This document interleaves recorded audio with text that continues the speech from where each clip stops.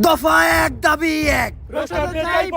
আপনারা সবাই জানেন এই স্বাধীন বাংলাদেশে রোস্টারদের কারণে আমরা বহু ব্যবসায়ীরা নির্যাতিত। রোস্টাররা আমাদের সংখ্যালঘু পেয়ে তারা আমাদেরকে রোস্ট করে। তাদের রোস্ট দেখে লাখো জনতা আমাদের ভিডিওতে গালাগালি করে। উমর ভাই আমাদের ভাত মারার চিন্তা ভাবনা করতেছে, তাই তো সে ফানি ভিডিওর নামে রোস্টিং ভিডিও আপলোড করতেছে। এখন মানুষ যদি নেমে পড়ে রাজপথে রোস্টারদের বয়কটে, তারপর কি হবে একটাবার ভাবছো? তো আমরাও উমর ভাইয়ের সাথে করব রোস্ট, খুলে দিব কাপল ব্লগারদের যত আছে মুখোশ। আহা কি পারা দিলেন কাকা, এটা আপনি কি করলেন?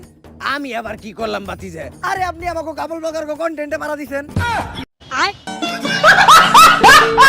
আমরা সকলেই জানতাম কাপল ব্লগারদের কন্টেন্ট মানে ঘু, আর এটা এখন উমর ভাই তার ভিডিওর মাধ্যমে তুলে ধরলো। এতে আশা করি কাপল ব্লগারদের ফাটবে, কেননা এখানে তাদের কন্টেন্টের উপর হাত দেওয়া হয়েছে। বৌদিয়া ব্যবসা করে খাইতে কি বউয়ের কথায় উঠতে হইতে হইব নাকি? আর যারা বউয়ের কথায় উঠে আর বহে তারা কি পুরুষ নাকি? যারা বউতে ব্যবসা করে খায় তারাও তো পুরুষ না। কার কথাটা ছিল এটা খাসা, এটা ফানি ভিডিও নয়, রোস্ট হয়েছে করা।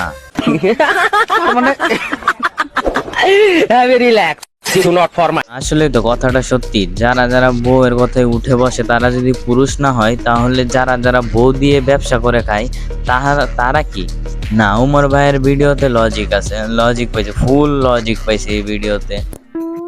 আহা কি পারা দিলেন কাকা, এটা আপনি কি করলেন?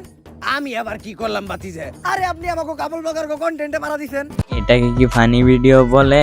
এটাকে তো পুরাই রোস্ট বলে। রোস্টাররা যেমন রোস্ট করে, ঠিক তেমনি সে ফানি ভিডিওর মাধ্যমে এটাকে রোস্ট করলো। কাপল ব্লগারদের কন্টেন্ট মানে যে গোবর, এটা সকলের মাঝে আরো একবার উমর ভাই তুলে ধরলো। আমাদের লজ্জা শরম নাই, তাই আমরা বউ বেচ্চা খাই। আসলেই কাপল ব্লগারদের লজ্জা শরম নাই, তাই তারা বউ বেচ্চা খায়। তাদের যদি থাকতো লজ্জা শরম, তাহলে কোনো সময় করতো না এমন নোংরামি। আর জনগণ কেউ বুঝি না, এরা যখন মানুষের সামনে দিয়ে যায় তখন জুতা দিয়ে মারতে পারে না। মানুষের কি একটুকু না বিবেক বোধ নাই? কিন্তু বাতিজে আমরা তো সকালবেলা উঠে সবার আগে। আরে কাকা, এইটাই তো আমাকে কাপল ব্লগার কন্টেন্ট। কথা সত্য, মাঝে মাঝে এমন কিছু কাপল ব্লগারদের ভিডিও সামনে আসে, মনে হয় তারা কাপল ব্লগ করতেছে না, তারা বাথরুম করতেছে। তারা বাথরুম করে করে ওইটা মানুষকে দেখাচ্ছে যে আমি বাথরুম করতেছি, এটা তোমরা দেখো। কারণ এই গ্রহে প্রত্যেকটা প্রাণীর মধ্যে লজ্জা শরম মান সম্মান বোধ আছে, যেটা কাপল ব্লগারের মধ্যে বিন্দু পরিমাণও নাই। ভাই লজ্জা শরম যদি থাকতো কাপল ব্লগার গর, তাইলে তাগর লিঙ্ক ভাইরাল হইলে তারা রাস্তাঘাটে বুক ফুলায় চলতে পারতো না। তাদের লিঙ্ক ভাইরাল হইলে তারা বুক ফুলায় চলে। কি পাট মাইরি যে তাদের লিঙ্ক ভাইরাল হয়েছে, তারা ভাইরাল হয়ে গেছে, তারা অনেক ধনের বাল হয়ে গেছে, এরকম ভাবে চলাচল করে। যদি লজ্জা শরম থাকতো তাহলে দড়িতে গিয়ে ঝুলতো। এইটাই চেয়েছিলাম, তখন লজ্জা শরম জানে এক ভাই দূর হয়ে জায়গা। আর এই কামটা শুধুমাত্র কাপল ব্লগার দ্বারাই সম্ভব, কারণ নীলর্জের চরম সীমায় শুধুমাত্র কাপল ব্লগাররাই যাইতে পারে। দেখো, আমাদের সমাজে শুধুমাত্র কাপল ব্লগাররাই নষ্টা না, আমাদের দেশে কিছু টিকটকারও আছে যারা কিনা নষ্টা। তাদের টিকটক দেখলে মনে করো তোমার বের হয়ে যাবে মানে মুখ দিয়ে গালি, অন্য কিছু না। এমন ভিডিও বানায় মনটা চায় জুতাটা খুইলা মুখটার মধ্যে বাইরে। কাপল ব্লগারদের ভিডিও দেখলে এক হাতের সুবিধা হয়, আর যদি টিকটকারদের ভিডিও দেখো তাহলে মুখ দিয়ে গালি ছাড়া কিছুই বের হবে না। শালারা এত প্রতিবন্ধী বলার বাইরে। আর উমর ভাইয়ের এই ভিডিও থেকে বোঝা যায় যে পরবর্তী যে ভিডিও আনবে ওইটা টিকটকারদের উদ্দেশ্যেই আনবে। এটা তো কাপল ব্লগারদের উদ্দেশ্যে ছিল, পরেরটা টিকটকারদের উদ্দেশ্যে আনবে। কিন্তু তোমরা তো দেখছো এ পর্যন্ত মোবাইল ওপেনিং, তোমরা দেখছো ঘর ওপেনিং, তোমরা দেখছো অনেক ধরনের জিনিস ওপেনিং করতে, কিন্তু কোনো সময় বউ ওপেনিং করতে দেখছো, বউ ওপেন করতে দেখছো? যদি না দেখে দেখো প্যারা নিচ্ছ কেন? আমি আছি না, উমর ভাই আছে না, তোমাদেরকে এটাও দেখিয়ে দিবে। আর এটা কাকে মিন করে বানানো হয়েছে, যদি মাথায় গিলো থাকে তাহলে বলে যেও কমেন্ট বক্সে। কাকা ভিতরে আসেন। কাকা, এটা হইলো আমার নতুন সেলুনের ব্যবসা, আর এই সেলুনের নাম হইলো ভাইরাল লিঙ্ক হেয়ার কাট। বাতিজে আমি একটা বিষয় লক্ষ্য করছি, বর্তমানে কাপল ব্লগাররা খালি সেলুনের ব্যবসা দেয়, এর রহস্যটা কি? কাকা, আগে আমরা ভিডিওতে চুল ফালাইতাম, এখন বাস্তবে তুল ফেলাই। আমার সাদা মনে একটাই প্রশ্ন ছিল, এই যে টিকটকার কাপল ব্লগার এরা যে এত সেলুন খুলতেছে, কেন খুলতেছে? এদেরকে তো অন্য কোনো কাজে দেখি না, শুধু বাল কাটার জন্য তারা সেলুন বানায়। তাদের সেলুন সব সময় যে কোনো টিকটকারকে মনে করেন কাপল ব্লগারকে দেখলাম শুধু সেলুন। এখন এটা কেন বানায় ওইটা আমার জানার খুব শখ ছিল, কিন্তু উমর ভাইয়ের উদ্দেশ্যে ওটা জানা হয়ে গেল। উমর ভাই একদম সহজ ভাষায় বুঝিয়ে দিয়েছে এটা।